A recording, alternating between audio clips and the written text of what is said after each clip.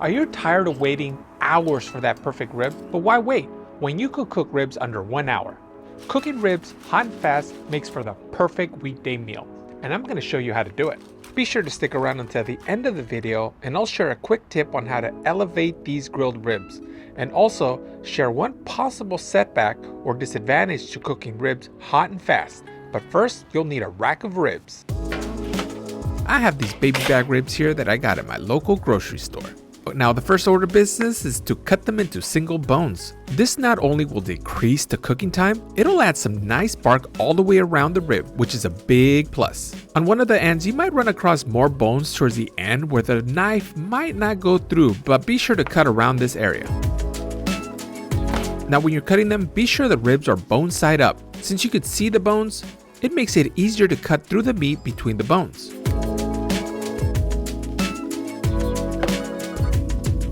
You'll want to season the ribs. Salt, pepper, and garlic work great, but you know what? I keep coming back to this all-purpose rub made by Heavenly Made Products.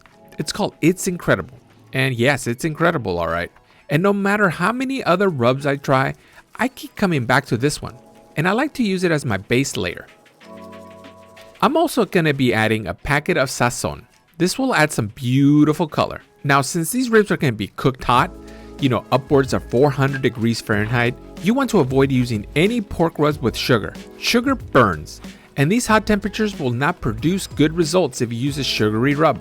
Now, hot and fast ribs aren't a replacement for low and slow ribs, but they're perfect for a quick weekday meal. As you can clearly see, the ribs have gotten some great color already. They're good enough to eat at this point. Okay, maybe not, but these ribs are definitely ready to hit the grill. Hot and fast, baby. But in order to cook ribs under 1 hour, you'll need a very hot grill. I'll be filling up a whole Weber basket with charcoal. I'm using some B&B charcoal. Let's light it up. I'll also drop in a layer of unlit coals on the SNS insert. I'll be using the slow and sear insert on the SNS kettle, but you can certainly do an indirect zone on your kettle using baskets or even fire bricks. This is probably overkill since there's no way it's burning through so much charcoal, but I like playing it safe.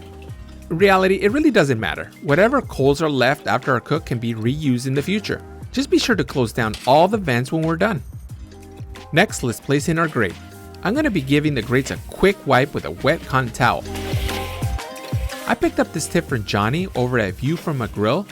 The hot grate and wet towel just kind of steams away any grease your grates might have. Now be sure to spray with cooking oil before placing in your food. Let's place in our seasoned ribs on the indirect side. As you can hear, these ribs are already sizzling. This kettle is hot, so be very, very careful.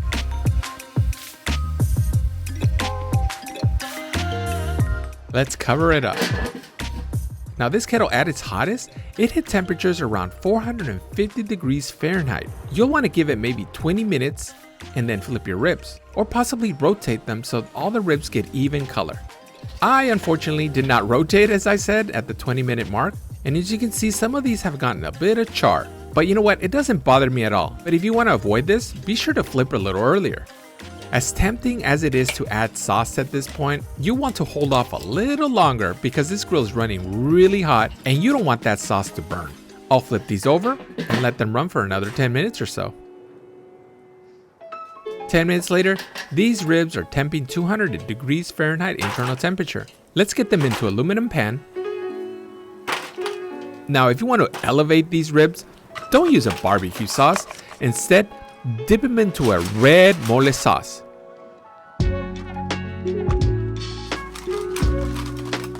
And let's give them a good mix.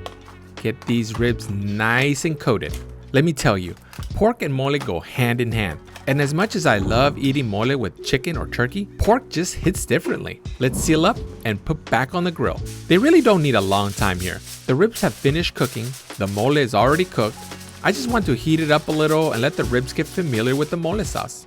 Now, real confession here, I don't think I could ever eat mole without getting it everywhere, all over my face especially. Or maybe it's just me. Anyway, don't smother them in mole or sauce if you don't like getting a little dirty sometimes. I'll decrease the temperature at this point as well.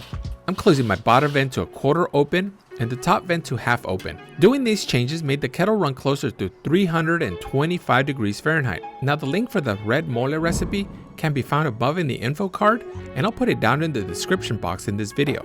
About 5 minutes later, I'll take out, mix up all the ribs to double check all the ribs are thoroughly covered in red mole. And I'm gonna put back on the grill. I'm gonna let it run for another 5 minutes.